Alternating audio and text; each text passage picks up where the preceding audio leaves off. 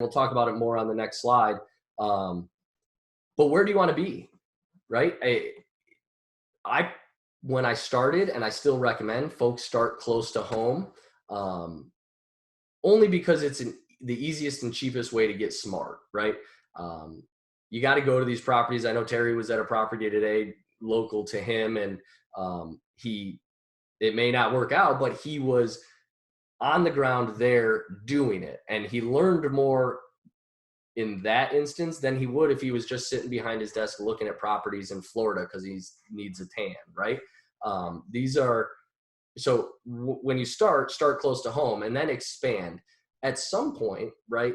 Whether it's a 2 to 3 hour drive, depending where you are relative to your airport, expanding via strategically selected uh, remote locations is probably better, right? I can fly to Virginia or Charlotte or Tennessee faster than I can drive to the other side of New York. So it doesn't make sense to drive 4 hours to look at a place that would require me to drive 4 hours if there are other opportunities that I can fly to in 2.5 or 3 hours, if that makes sense. So one of the things I have my students do is if you live near an airport, and it's, I live in a small town, so our airport, there's very few cities I can fly direct to, but those are the cities I look in when I'm looking for properties. I don't look at a property in, Arizona where I have to make connecting flights and change time zones and that sort of thing.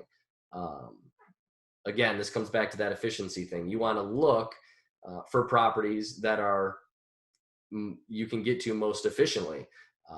And then the other element here, and I've talked about this in the past, so I'll be quick, is the vision stacking, right? I was in South Carolina for the last 2 days. I just came back last night. I was working on just finishing up a conversion project down there.